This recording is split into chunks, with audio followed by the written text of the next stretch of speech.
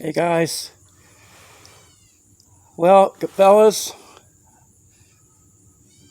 I tried to make a move on the truck today, and as usually, it looks like it's going to rain. So will I get rained out? I don't know. But here's one thing I wanted to show you guys. Is this right here? This is the hood off the truck, and this was one of the hard parts of doing something by yourself, is lifting this big hood. And considering I've been under the weather a little bit, it feels twice as heavy. Weighs roughly 65 pounds, 62, depending how much I'm shaking the hood when I'm weighing it. You guys know how that goes on a regular bathroom scale. I had it zeroed out, and I'm trying to figure out the best way for me to do the truck. So like I tell you guys, I'm trying to make a plan. Here's something my son picked up for me. So they're the tires I'll be running. So believe it or not, that's a nice start. These are things that are important to me. I'm going to decide if I want to sell these tires that are on the truck, because if I sold these, I could actually buy the rims that I want. So, they're really good tires. The guy put them on there brand new. They've been sitting. There's no weather cracks or anything. So, if I could get like $400 for them. But here's my dilemma, fellas. What I was telling you guys in the previous video, how these supports come way up in the way. And I cannot handle that. To young guys, it might not be a big deal. Step up on the bumper, reach over. I can't do that anymore, guys. I just can't. My body won't let me. So my dilemma is, do I cut this out? Because I told you guys, try to make a plan, and that's what I'm trying to do. And as I look things over, it's rusted down there. So, do I take the whole unit out? And to me, that might be a plan. But then when you do that, the first race I get into, somebody's going to say, oh, I raced this gutted truck. It had everything out of it. Big block, and it was all gutted. And you guys know the whole story behind that. Believe it or not, guys, this truck's beat up, but this bothers me. We actually caught this when we took the other engine out, 6-cylinder. And I'll tell you, it's a shame, because that 6-cylinder really ran, I mean, really extremely good. It pulled this truck like basically like a 302 would. I've never seen a 6-cylinder have that much power, and as smooth as it was and everything. As far as RPM, it didn't peter out. And I found out that that was a late model 300 6-cylinder. It wasn't the 250 that was in the truck. But anyway, guys, I just thought I'd share my dilemma with you. And every time I do a video, it might help you guys plan something, or it might give you an idea, or it might show you I don't want to get that far into it. So I'm always hoping these videos help somebody. I found these pans here that I had around, and believe it or not, guys, I got these trays to make a plate for under the carburetor, and that's why I have these. I think they were cheap at a dollar store or something. That's why I picked them up. But there's the old 6-cylinder exhaust. I gotta get that out of the way. So that's what I'm going to try to do, is get everything out of the way. Because there's nothing worse when you go to set stuff in place and try to mock things up and have something else that was previous there in your way. And another thing I told you guys I wanted to do, depending what I do with this, I'm going to modify the grill, I believe. I might make it, I have big ideas, fellas, so it might not happen, but this is my plan. Plans always change, you guys know that. I want to make the grill so it flips down. And the reason being, I don't feel like raising that big, heavy 460 up, trying to clear all this. I want to be able to swing it in. Our lift is old, and I'm old, so that's the main reason. It's because I'm up there in age now, and I just don't have it in me to do this kind of stuff. But I'm not over the hill yet, but oh, I see a bee. Yeah, is that my next dilemma right there? Sure looks like it.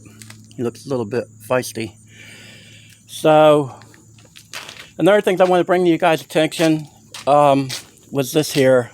I did think ahead a little bit, guys, and I know some guys find wiring pretty easy, but I don't. So I marked the wire here. That's the coil wire, hot side. Little bit weathered now, so whatever you mark your wires with, be sure that you know it's going to be weather approved if you put it outside. And like, even though this is just a ground wire, I'm going to mark this. I'm going to take the time to do this kind of stuff, guys, because a lot of times I get in a hurry. I was like, there are 2 wires, I'll remember them things. And you know what? I don't remember. I don't.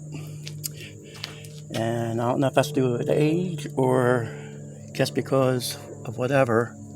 I just have too much on my mind, whatever the reason might be. But anyway, I thought I'd show you guys this. I usually don't document too much stuff, but I'm basically doing this, guys, for you to show ideas and mistakes and a plan. And anybody following this is going to see how it progressed, hopefully. So I'm even in a dilemma, fellas, if I want to keep the front of the frame right here where the bumper support is.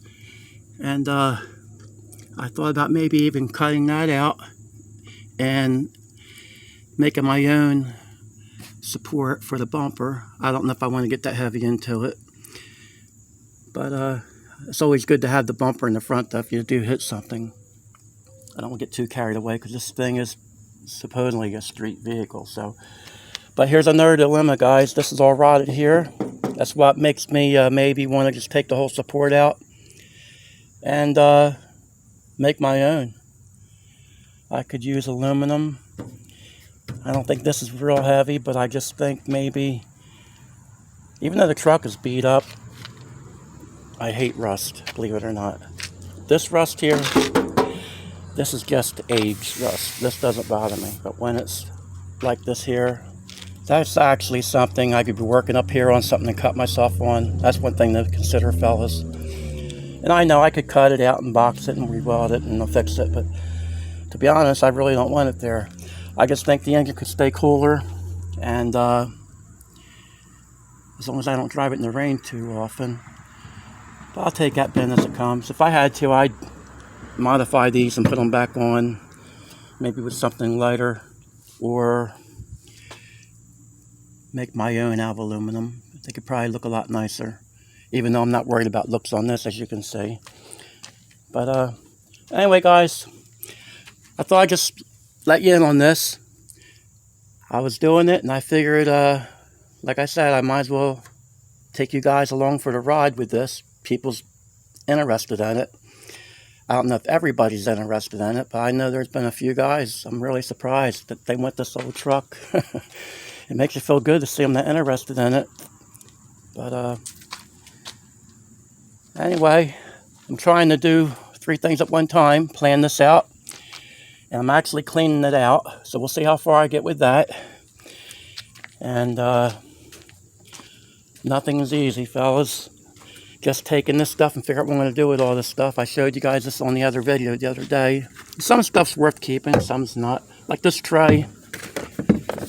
Do I use it? No.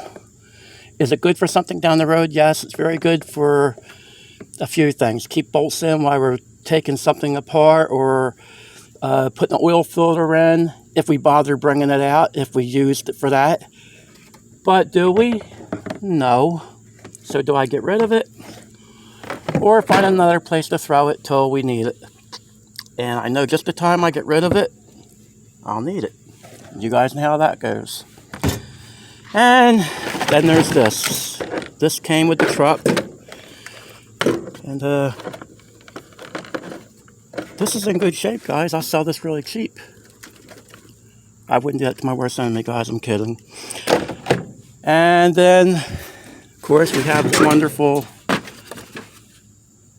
gallon jugs, which we do use to recycle our oil in. So I gotta find that a home where it's out of the way.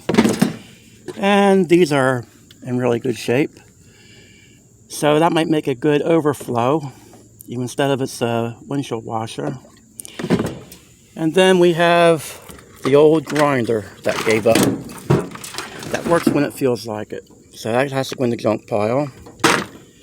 And here's another thing, fellas, the radiator. It has the old style radiator, which was fine, but I hate how it works because it has the top tanks. I think the side tanks run cooler, and but maybe I'll just put this back into, because I have it, and see how it is. But I really do like the side tanks. They seem like they work better to me. As a matter of fact, I found out that a GM a certain year and a Camaro, even though they're plastic, work really well. My friend was telling me he just went that route. And then, depending what rear I go with, we have these rims laying around that came off my son's car. So it's not really my style, but they're here. So do I use them? I bet a lot of guys would say I'd use them because they're here, and the money's always a factor. And then another thing I've lined up are these mufflers. So these are probably what I'm going to be using. And being the truck is so heavy, I've had lollipops that are heavier than these, so this would be a nice addition. That's a weight saver. And we have the fan that I don't know if it works because it came off something. So I have to test this. It looks like it wasn't any good to me. It looks like it burned out, according to this. This looks like it got hot and shorted out to me. So they're all things, guys, that I have to dispose of, put up. And it's kind of hard to work on something and do advance yourself when you're doing other things like just cleaning up. So that's how it goes, guys. I'm not complaining. I'm just showing you what other stuff gets in the way when you're doing these things. And it does look like it has a new coupler on the steering wheel here, steering shaft, ride joint. That looks pretty good. I just have to check it to make sure that they put it on right, because we just got the truck here and that's where it went up the street a couple times. That was it. So anyway, guys, I thought I'd run this by you and keep you up to date. The fellas, thank you for stopping by again and checking me out, and have a good day. Take care.